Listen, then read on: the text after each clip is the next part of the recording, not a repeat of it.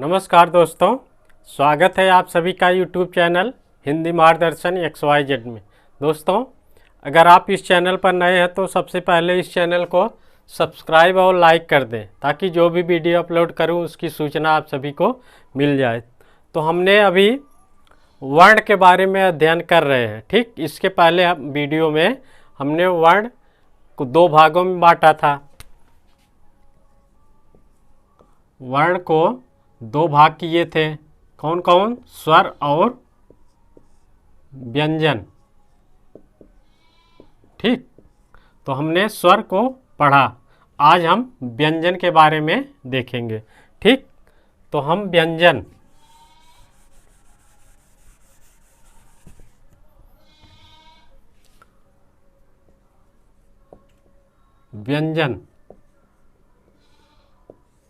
व्यंजन उसे कहते हैं जो स्वरों की सहायता से बोले जाते हैं। व्यंजन वो जो स्वर थे वो स्वतंत्र थे, वो किसी की सहायता से नहीं बोले जाते थे। लेकिन व्यंजन जो है ये स्वर की सहायता से ही बोले जाते हैं। जैसे क है तो क धन आ। ठीक, अगर इसमें से आ निकाल देंगे तो हलंत लग जाएगा, अर्थात ये इसमें स्वर नहीं है।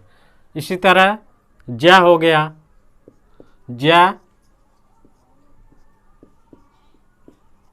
ठीक, इसमें अगर हम स्वर निकाल लेंगे तो क्या हो जाएगा?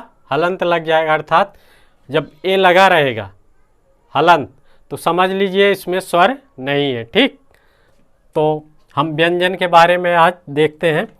माहेश्वर सूत्र में 5 से लेकर 14 तक क्या है? 5 क्या है?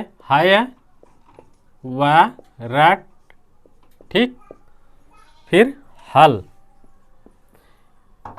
इसके पहले हमने बता दिया है, अगर ना देखे हो तो इसके पहले वाला वीडियो, उसके पहले वाला वीडियो आप देख लीजिए प्लेलिस्ट में, तो उसके बाद आपको समझ में आ जाएगा। ठीक, तो इसे क्या कहते हैं? हल। हल, हल प्रत्याहार, इसे हम व्यंजन कहेंगे। ठीक, व्यंजन। तो व्यंजन, तो इसमें हमने कितने गिने थे? ये सब छोड़ के लास्ट वाले 33 व्यंजन थे। ठीक, आज इसी के बारे में हम देखेंगे। ये हिंदी से अलग है। ठीक, संस्कृत और हिंदी में, जबकि हिंदी की जननी संस्कृत ही मानी जाती है, फिर भी इसमें कुछ अलग है और हिंदी में कुछ, बहुत नहीं, थोड़ा बहुत अंतर है। ठीक, अगर इसको और देखना चाहे, जैसे छ हो गया, लड़ है, लड़। 7 पांचों अंत के वर्ण हैं। ठीक, तो आप इसको देख लीजिएगा। तो आज हम हल के बारे में देखते हैं। हल अर्थात व्यंजन हमारे ये 33 है। तो इसको हम देखते हैं कितने भागों में बांट सकते हैं। व्यंजन, पहला स्पर्श व्यंजन,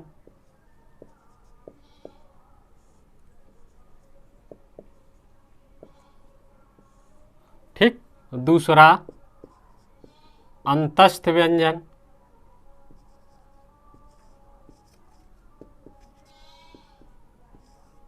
तीसरा उष्म व्यंजन,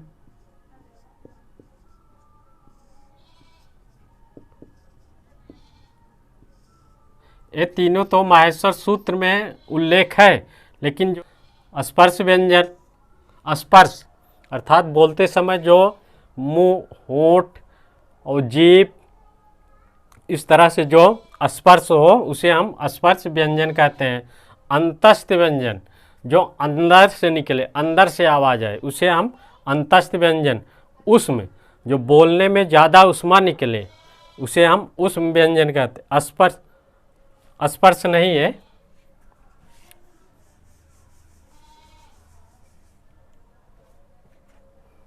संयुक्त व्यंजन है। ठीक, यहाँ गलती हो गई, संयुक्त व्यंजन, अर्थात दो व्यंजन मिलके एक बनते हैं, वहाँ संयुक्त व्यंजन कहते हैं। ठीक, इसको ध्यान दीजिएगा, संयुक्त व्यंजन है।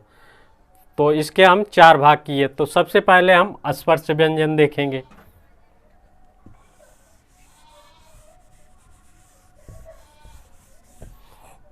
स्पर्श व्यंजन में हमारे 5 वर्ग होंगे। पहला वर्ग का वर्ग, दूसरा च वर्ग, तीसरा ट वर्ग, चौथा त वर्ग, और चौथा जो है वो 5वां है प वर्ग। ठीक, इसको हम कु, कु, चू, टू, तू, पू इस तरह भी कह सकते हैं। तो इसमें क्या है, क वर्ग, क वर्ग का मतलब है क वर्ग में जितने वर्ण हैं, जैसे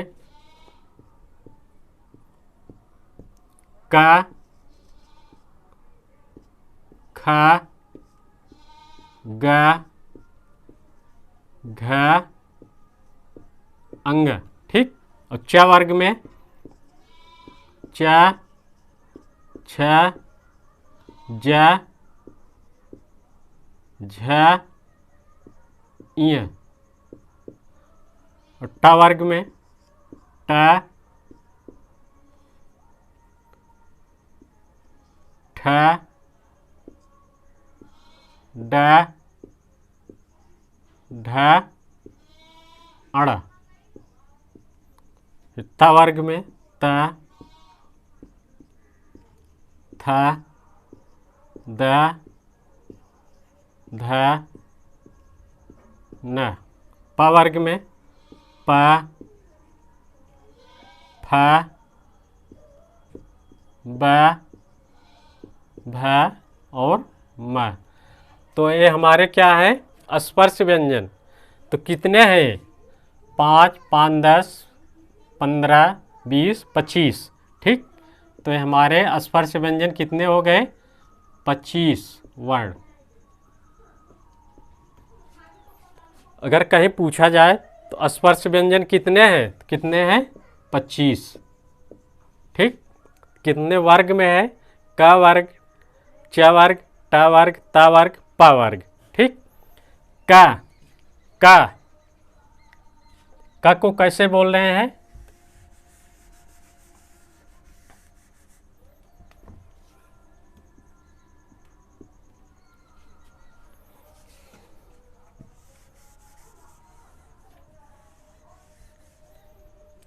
क, तो क्या हो जाएगा, गले से निकल रही है इसकी आवाज, कंठ।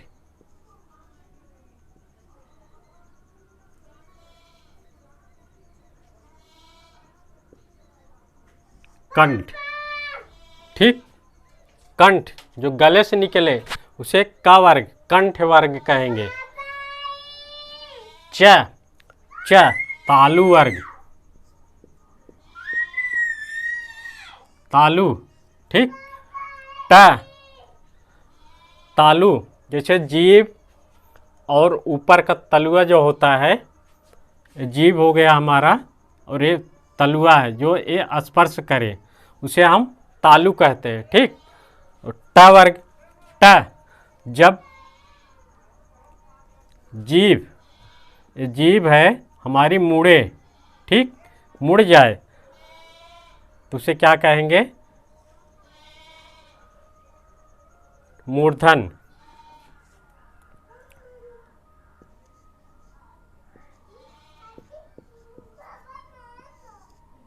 मूर्धन ट वर्ग। त, त जीभ और दांत का स्पर्श हो रहा है तो दंत। प केवल ओंठ का स्पर्श, प,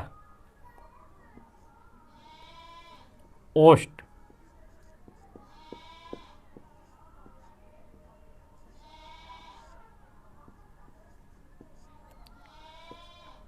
तो हमने देख लिया स्पर्श व्यंजन इसी के आधार पर ही कहा गया कि कंठ गले से निकल रहा है तो क्या हो गया क वर्ग। तालु ता, जीभ और तालु स्पर्श हो रहा है तो च वर्ग हो जाएगा। मूर्धन्य अगर जीभ मुड़ रही है, ठीक मुड़ रही है तो मूर्धन्य यानी ट वर्ग। दंत त, दांत और जीभ स्पर्श हो रहा है दंत वर्ग। ओष्ठ यानी ओठ से जो स्पर्श हो रहा है केवल तो ओष्ठ वर्ग। यही स्पर्श व्यंजन हो गए हमारे 25। ठीक, संस्कृत में माहेश्वर सूत्र के अनुसार। ठीक, अब आगे हमने 4 भाग किए थे। पहला स्पर्श व्यंजन और दूसरा अंतस्थ व्यंजन, दूसरा अंतस्थ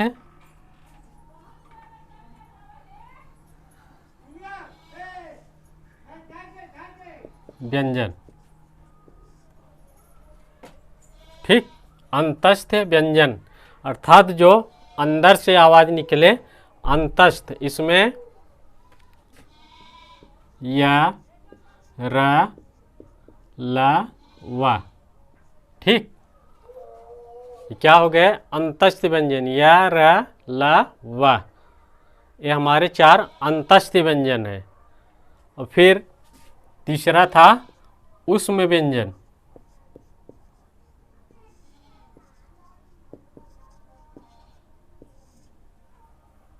ठीक, ऊष्म में जहाँ ऊष्मा अधिक निकले तो उसे हम ऊष्म व्यंजन कहते हैं। तीनों स,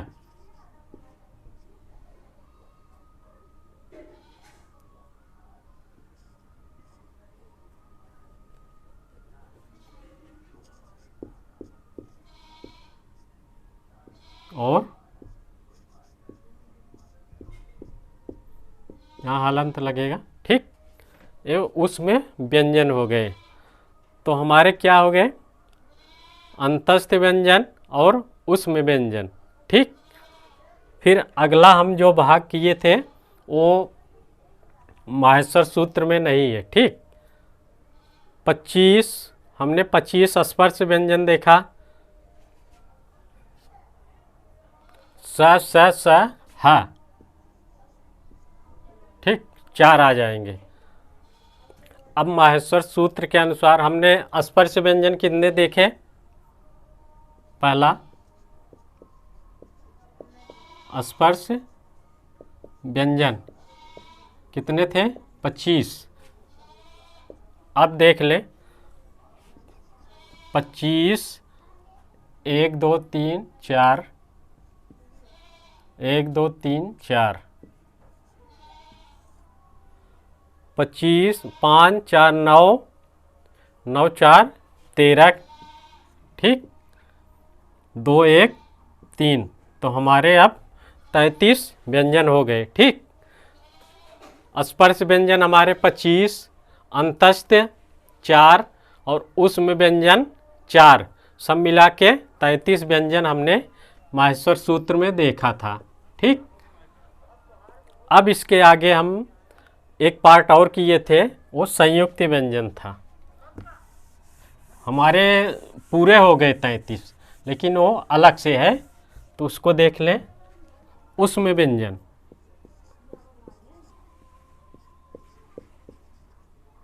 ऊष्म व्यंजन, इसमें क्या आ जाएगा छत, त्रंग, ज्ञ और स्र, ये 4 होते हैं।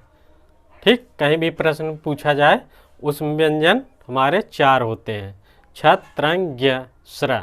जब इसका उल्लेख माहेश्वर सूत्र में नहीं है। ठीक, इसको ध्यान दीजिए। माहेश्वर सूत्र में अगर पूछ लिया कि इसमें से माहेश्वर सूत्र में किसका उल्लेख नहीं है तो आप ये चारों ध्यान दीजिएगा, इसका उल्लेख नहीं है। ठीक, तो इसमें हम देखते हैं संयुक्त व्यंजन, उसमें नहीं है, संयुक्त व्यंजन। ठीक,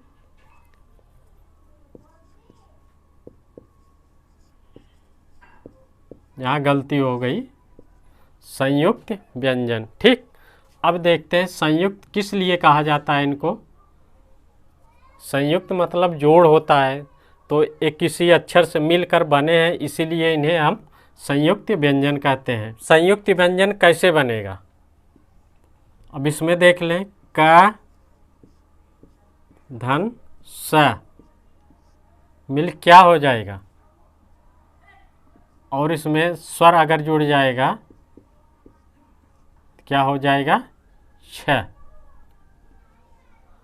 क स आ। ठीक, तो क्या हो जाएगा, छत्र। त धन र क्या हो जाएगा, धन आ, तो क्या बन जाएगा, त्र। इसको ध्यान दिए, इसको आप नहीं लिखेंगे तो भी सही है। ठीक, आप इतने ही देखिएगा, छ में क और स, त्र में त और र, ज्ञ में। ठीक, हमने हलंत लगाया इसीलिए, ताकि केवल इतना ही रहे। ठीक, अगर आ लिख देंगे तो ये तब ये हलंत नहीं रहेगा। अब ज्ञ, ज धन ञ। ठीक, क धन स, छ हो गया, त्र में त धन र, ज्ञ में ज धन ञ, और स्र में आ जाएगा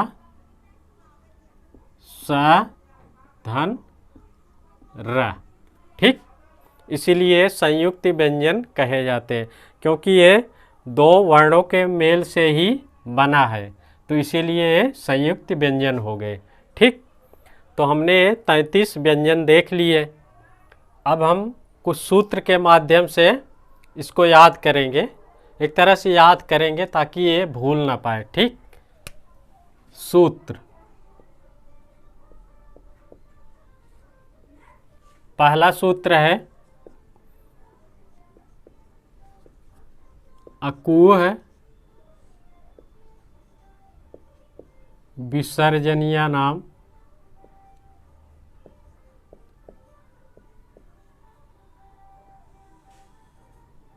कंठ। अब देखिए, इसे में सब आ जाएगा कंठ से जो बोले जाते हैं। कौन कौन, आ वर्ग, आ कुवर्ग, कुवर्ग में क ख ग घ अंग आ जाएगा। ठीक, ह विसर्ग, क्या है ये सब, कंठ से बोले जाते हैं। ठीक, कंठ। आ क वर्ग, क ख ग घ अंग, ह और विसर्ग, ये जो है कंठ से बोले जाते हैं। दूसरा सूत्र है इचु यशानाम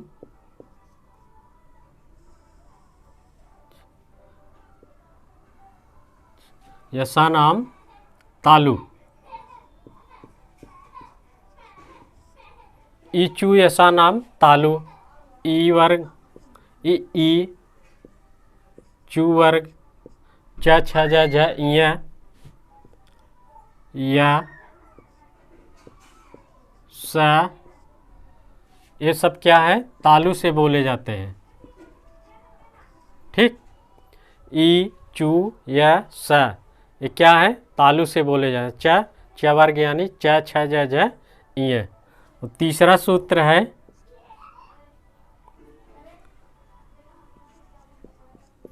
ऋतु रसाणाम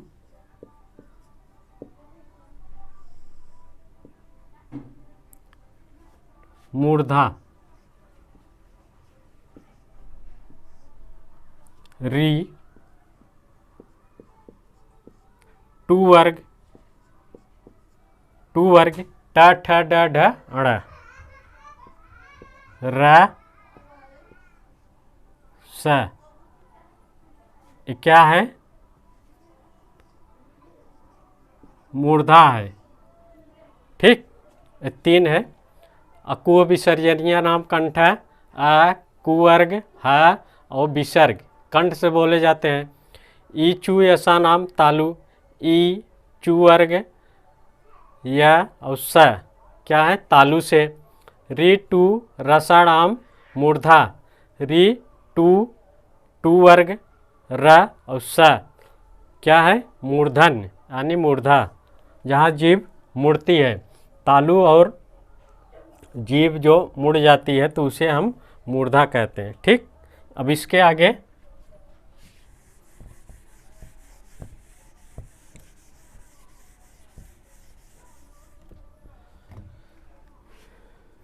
चार, ऋतु, लसानाम, दंत, क्या क्या है? ली, तू वर्ग, त थ द ध न, ल और स, ये क्या है? दंत, दंत से बोले जाते हैं। जैसे ता, जीभ जो हमारी है दांत से स्पर्श करती है तो दंता उसे कहते हैं। ठीक, फिर पांच है ऊपू, ओष्ठ,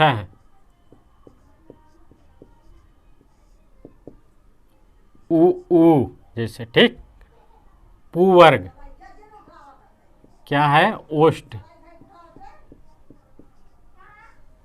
पुवर्ग प फ ब भ म। ठीक, तो पांच हो गया। छठवां है ञ म ङ ड़ न, नाम, नासिका। इसमें क्या है? वर्ग के पांचवा वर्ण, जैसे क, ख, ग, घ, अंग, च, छ, ज, झ, ञ। तो ये क्या है? पांचवा वर्ग। एक, दो, तीन, चार, पाँच, ये पांचवा वर्ग है। ठीक, तो पांचवा वर्ग ञ म ङ ड़ न, शुरू से लिख दे, अंग, ञ, अड़, न, म और नास, अनुस्वार जो होते हैं, अनुस्वार, ये क्या है? ये सब नासिका, नाक से बोले जाते हैं। ठीक, नासिका, नाक से बोले जाते हैं। फिर सात है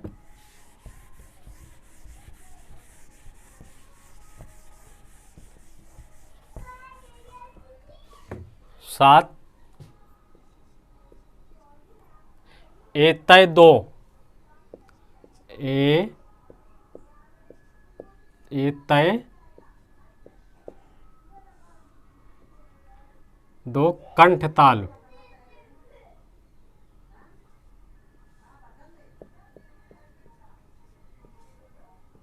एतय दो कंठ ताल अर्थात ए जो है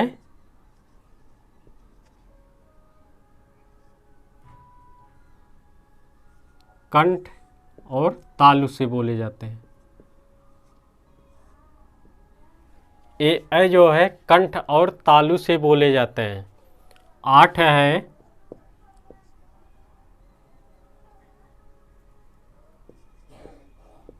ओ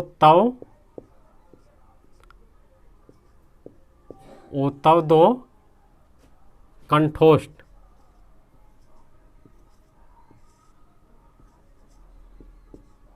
कंठोष्ठव, कंठ तालु, ठीक। ओ औ क्या हो गए?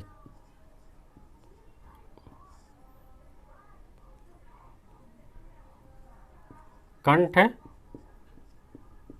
तालु, कंठोष्ठ, ओ औ। ए ऐ ओ कंठ तालु, ओ औ ओ कंठोष्ठव, ठीक। फिर नव है वकारस्य दंतोष्ठव,